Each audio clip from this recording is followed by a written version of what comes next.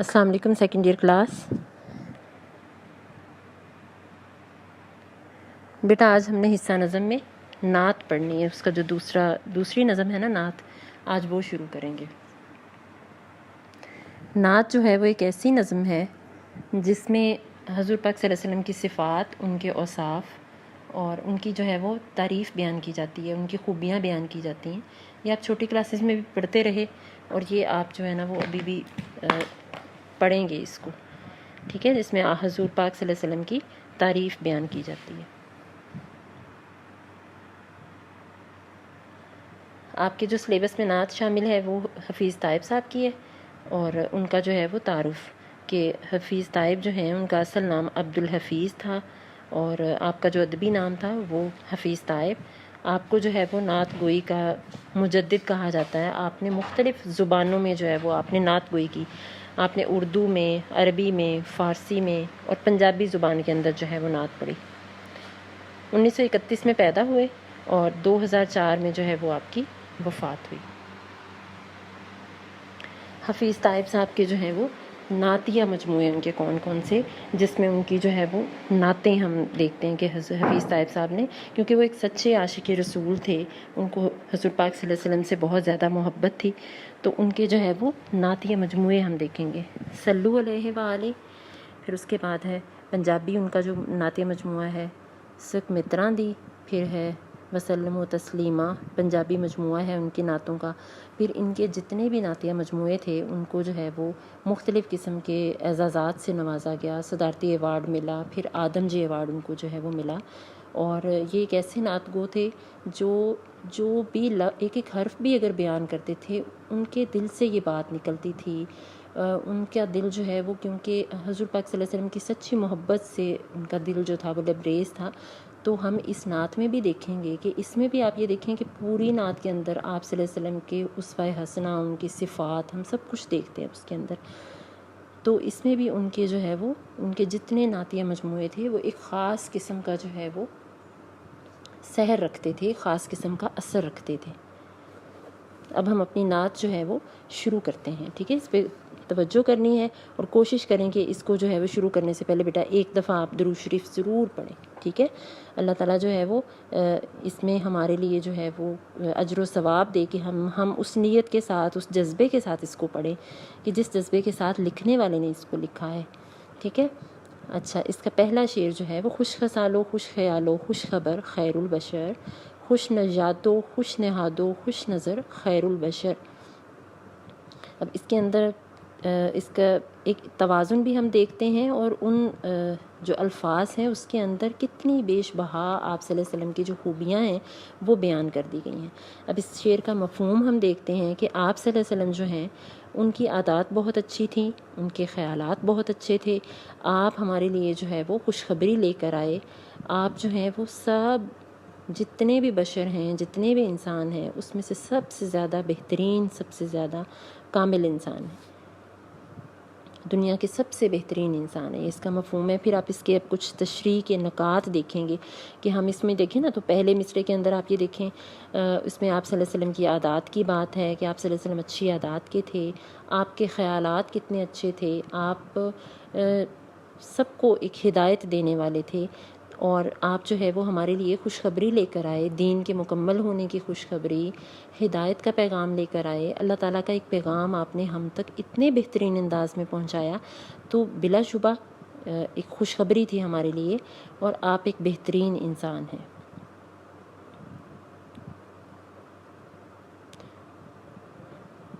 پھر جب اس کا دوسرا مصرعہ ہے اس میں آپ یہ دیکھیں نا کہ آپ جو ہے وہ ایک اچھے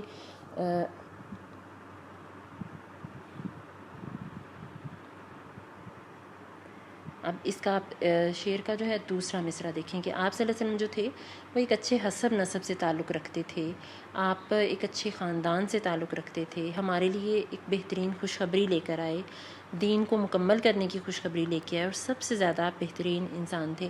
اور آپ یہ دیکھیں کہ حضور پاک صلی اللہ علیہ وسلم جو ہے ان کی جو عظمت ہے، ان کی جو بڑائی ہے، کاملیت ہے، کہ وہ اتنے بہترین انسان تھے کہ آپ صلی اللہ علیہ وسلم کو آج بھی اگر ہم دیکھیں تو وہ جو ترقی یافتہ ممالک ہیں وہاں جتنی ریسرچ ہوتی ہے سب کچھ موجود ہے، لیکن پھر بھی انہوں نے جو منصفوں میں سب سے ٹاپ پہ جو نام ہے وہ آپ صلی اللہ علیہ وسلم کی منصفی کو وہ مانتے ہیں وہ لوگ. پھر 100 greatest people of the world میں سب سے زیادہ ٹاپ جو پرسنالٹی ہے، ٹاپ جو ذات ہے وہ آپ صلی اللہ علیہ وسلم کی ذات ہے. تو وہ ایک اچھے قبیلے سے، ایک اچھے خاندان سے تعلق رکھنے والے تھے، اور ان کو جو ہے وہ ان کی عظمت کا اعتراف جو ہے وہ یہود بھی کرتے، جو دائرہ اسلام میں داخل نہیں بھی ہوئے وہ بھی آپ صلی اللہ علیہ وسلم کی جو عظمت ہے اس کو مانتے تھے، سراہتے تھے اس کو. اب اس شعر کے آپ کچھ اضافی حوالہ جات ہم اس میں دیکھیں گے کہ اللہ تعالیٰ فرماتے ہیں کہ بے شک آپ صلی اللہ علیہ وسلم جو ہیں وہ بلند اخلاق کے مالک ہیں. پھر ایک اور جگہ پہ ارشاد ہوتا ہے تمہارے لیے آپ صلی اللہ علیہ وسلم کی زندگی جو ہے وہ بہترین نمونہ ہے. پھر اس میں آپ کچھ حوالہ جاتی شیئر کریں گے. کردار کا یہ حال صداقت ہی صداقت، اخلاق کا یہ رنگ کہ قرآن ہی قرآن. اب اس کے دوسرے شعر کی طرف آ جاتے ہیں. دل نوازو دل پذیرو دل نشیوں دل کشا، چارہ سازو چارہ کارو چارہ گر خیر البشر. ٹھیک ہے، اس کا مفہوم جو ہے وہ آپ صلی اللہ علیہ وسلم کیا تھے؟ ہمارے دلوں کو نوازنے والے، ہمیں خوشی دینے والے، ہمارے دلوں کو سکون دینے والے، ہمیں مشکلوں سے نکالنے والے، مشکل کشا تھے. ہمیں پریشانیوں میں نہیں چھوڑ سکتے تھے آپ صلی اللہ علیہ وسلم. اتنا ان کے دل کے اندر جو ہے وہ مہربانی تھی، نرمی تھی، اللہ تعالیٰ نے ان کے دل کے اندر رکھی ہوئی. پھر یہ کہ آپ جو ہیں وہ کشادگی عطا کرنے والے تھے، ہمارے معاملات کو ہمارے چارہ ساز تھے، ہماری ہمت بندھانے والے، اور سب انسانوں میں سے جو ہے وہ بہترین انسان. اب اس کی تشریح کے ہم نکات دیکھیں گے کہ ایک تو یہ تھا کہ وہ ہمارے دل پر اثر کرتے تھے. جو بات وہ کہتے تھے وہ بات سچائی پر مبنی ہوتی تھی، وہ بات ان کے خلوص سے لبریز ہوتی تھی. ان کی آپ صلی اللہ علیہ وسلم کی جو کہی ہوئی بات ہوتی تھی وہ ہمارے دل کے اوپر جو ہے وہ بہت گہرا اثر ڈالتی تھی. یہی وجہ تھی کہ اسلام کی اشاعت ہوئی، یہی وجہ تھی کہ آپ صادق اور امین ٹھہرے. آپ کی باتوں میں صداقت نظر آئی. آپ نے اس دور کی عرب کی جہالت کی جتنی بھی جو سازشیں تھیں، جو چالیں تھیں لوگوں کی، ان سب کو آپ نے ناکام کر دیا اور اس مشکل وقت میں سے ہمیں نکالا. ٹھیک ہے، آپ جو تھے وہ ایسے تھے کہ بہت اچھے خیالات رکھنے والے، بہترین دل رکھنے والے، ایک اچھا دل رکھنے والے، اور ہمارے لیے فکر مند ہوتے تھے آپ. اور آپ جو ہے وہ آپ ہمیں مشکلوں میں سے نکالتے تھے. آپ ہمارے لیے آنسو بہاتے تھے، ہلکان ہوتے تھے، اللہ تعالیٰ سے دعا کرتے تھے، اور آپ جو ہے وہ ہمارے کارساز اور ہماری فکر کرنے والے جو ہیں وہ سب سے زیادہ بہترین انسان تھے. اب اسی شعر کے اضافی حوالہ جات ہم دیکھیں گے. دل جس سے زندہ ہے وہ تمنا تم ہی تو ہو، ہم جس میں بس رہے ہیں یہ دنیا تم ہی تو ہو. پھر ارشاد باری تعالیٰ ہے اے محمد ہم نے تم کو تمام جہانوں کے لیے رحمت بنا کر بھیجا. یہ چیزیں تو آپ نے چھوٹی کلاسوں میں بھی پڑھی ہوئی ہیں. پھر حضرت عائشہ فرماتی ہیں آپ صلی اللہ علیہ وسلم میرا سورج ہے اور دوسرا آسمان کا سورج ہے. میرا سورج آسمان سے کہیں بہتر ہے جو رات کی تاریکیوں میں بھی چمکتا ہے، جبکہ آسمان کا سورج صرف دن کے وقت ہی روشنی دیتا ہے.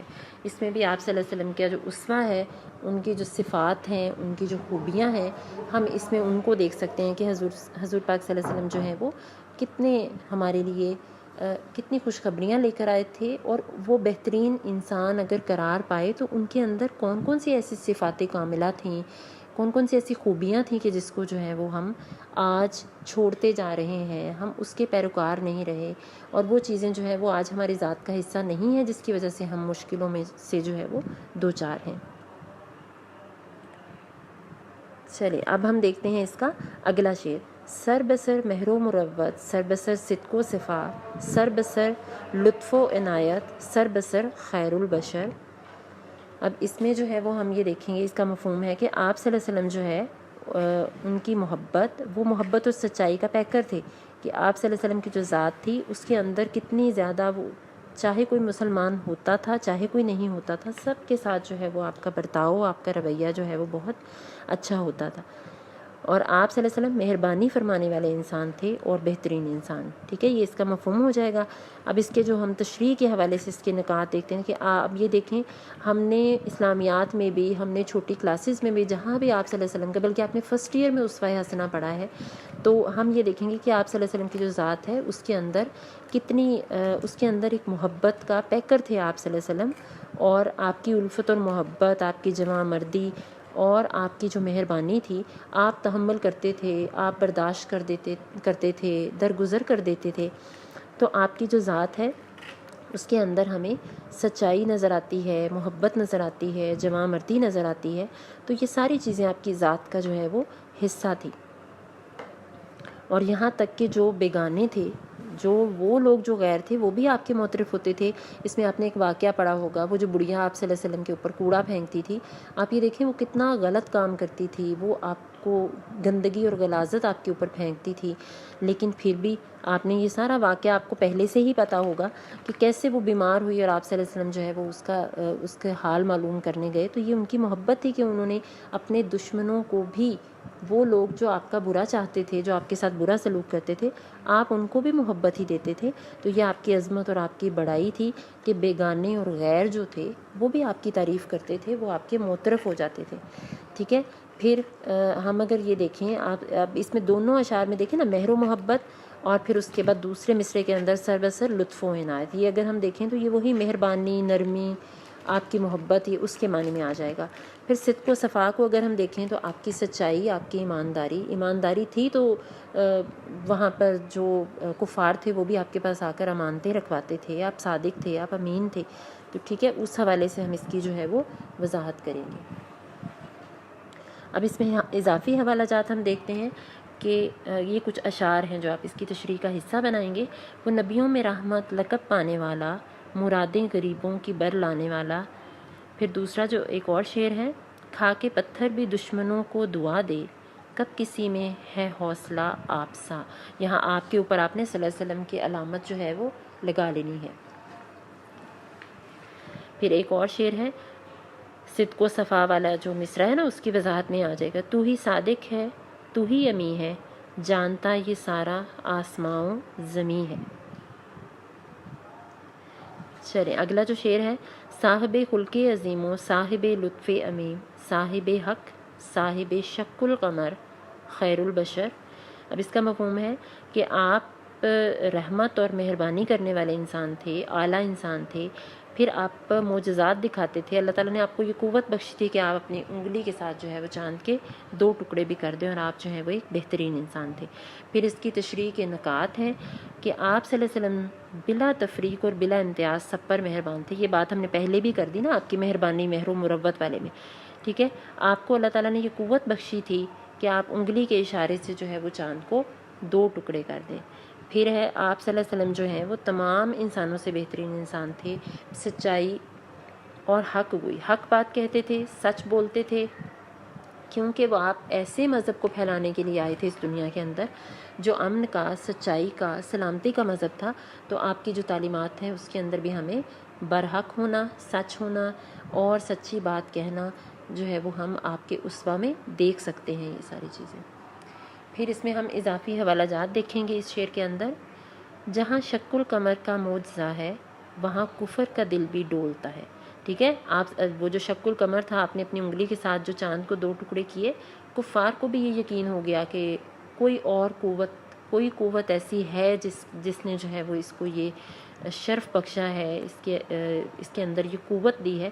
تو بلا شبہ جو ہے وہ آپ صلی اللہ علیہ وسلم کو ماننے والے بھی بڑے اس حوالے سے. پھر جس نے چاند کے 2 ٹکڑے کیے ہیں, نور وحدت کا وہ ٹکڑا ہمارا نبی ہے. نبی کے اوپر آپ نے صلی اللہ علیہ وسلم کی علامت لگانی ہے. چلیں پھر اس کا اگلا شعر دیکھتے ہیں, کارزار دہر میں وجہ ظفر وجہ سکون, عرصۂ محشر میں وجہ درگزر خیر البشر. اس کا مفہوم ہے, دنیا کے میدان میں آپ صلی اللہ علیہ وسلم جو ہیں وہ, ان کا ذکر ہمیں راحت بخشتا ہے, ہمیں سکون دیتا ہے, کامیابی کا باعث بنتا ہے. اور پھر یہ دیکھیں کہ میدان حشر میں بھی اس وقت جب ہمارے اعمال تولے جائیں گے, اس وقت بھی آپ صلی اللہ علیہ وسلم جو ہیں وہ ہماری سفارش کرنے والے ہوں گے, ہمیں معافی دلائیں گے اللہ تعالیٰ سے.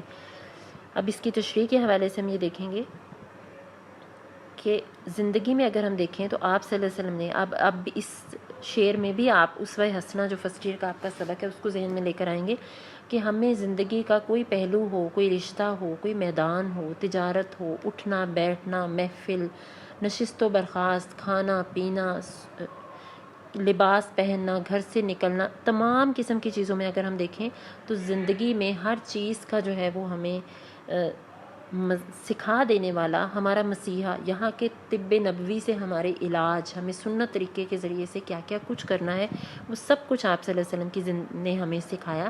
تو زندگی میں بھی آپ ہمارے مسیحا ہیں، اور آپ صلی اللہ علیہ وسلم کا جو پیغام ہے وہ دائمی ہے، وہ کبھی ختم ہونے والا نہیں ہے، وہ آج بھی ہے، وہ آئندہ بھی رہے گا، تا قیامت رہے گا. آپ کی سنت ہمیشہ زندہ رہے گی.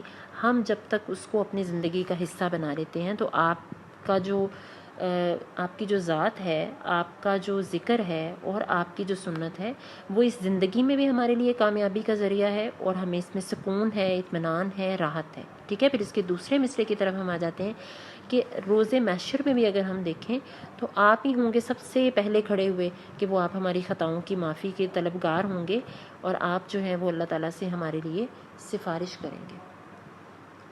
پھر اس کے اضافی حوالہ جات ہم دیکھتے ہیں جو ہم اس شعر کی تشریح کا حصہ بنائیں گے. نہ کوئی نقش نہ کوئی چہرہ دکھائی دیتا ہے، محض اس کے نور کا دریا دکھائی دیتا ہے، کہ ہر طرف روشنی بکھیرنے والا ہے، اور ایک ایسا ہے جو سب کو بلا تخصیص، چاہے کوئی مسلمان ہے چاہے کوئی نہیں ہے، سب تک اپنے نور کو جو ہے وہ آپ نے پھر فرسٹ ایئر کا وہ چیپٹر ذہن میں لایا نا، جس میں تھا کہ آفتاب عالم تاب. ٹھیک ہے. وہ بھی تو روشنی بکھیرنے والا آفتاب تھا، تو وہ چیز ہم اس شعر میں بھی دیکھ سکتے ہیں. پھر ہے کہ تم میں سے کوئی شخص اس وقت تک مومن نہیں ہو سکتا جب تک میں اس کو اپنے والدین، اپنی اولاد اور دنیا کے تمام انسانوں سے زیادہ محبوب جو ہے وہ نہ ہو جاؤں. یعنی حضور پاک صلی اللہ علیہ وسلم سے ہماری محبت جو ہے وہ سچی اور یقینی ہو. چلیں اب آگے جو بیٹا آپ کی اس نعت کے جو شعر ہے نا، شعر نمبر 6 اور شعر نمبر 4 جو ہیں، ان کی ہم شعر نمبر 6 اور 7 اس کی اکٹھے ہی تشریح کریں گے. یہ مربوط قسم کے اشعار ہیں، تو اس میں ہم یہ دیکھیں گے کہ اس کے اندر جو ہے وہ ہم منتظر ہیں. ٹھیک ہے. منزل کے چاند کے منتظر ہیں، اور اس کا جو مفہوم ہے کہ اے محمد صلی اللہ علیہ وسلم، مسلمانوں کو کب منزل کا چاند نظر آئے گا، کب امت مسلمہ جو ہے وہ پھر سے عروج پا لے گی، ٹھیک ہے، کب ملے گا امت بیضا کو پھر اوج کمال. تو اس چیز کو ہم دیکھیں گے.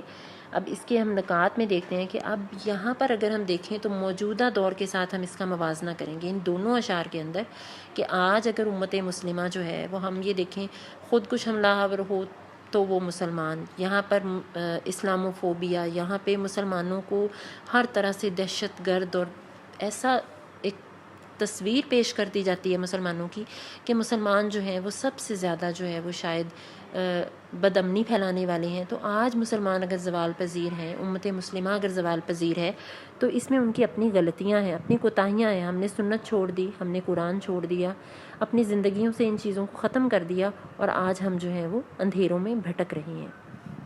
اب ہم اس میں دیکھیں گے یہ جو دونوں اشعار ہیں یہ اہم بھی ہیں، اور یہ ہمارے لیے لمحہ فکریہ بھی ہیں، کہ ہمیں یہ سوچنا بھی ہوگا کہ آج ہم منتظر ہیں کہ کب ہوگا ہمیں چاند ملے گا جو روشنی ہمیں دے گی. یہ سب کچھ ہمارے پاس موجود ہے، ہم نے اپنے پاس سجا کر رکھا ہوا ہے، ہم اس کو سمجھتے نہیں ہیں، نہ قرآن کو نہ سنت کو. اور پورے دن میں ہم کتنی سنتوں کے اوپر جو ہے وہ عمل کرتے ہیں، تو ہم نے قرآن و سنت کو چھوڑ دیا، جس کی وجہ سے ہم جو ہے وہ بھٹک رہے ہیں.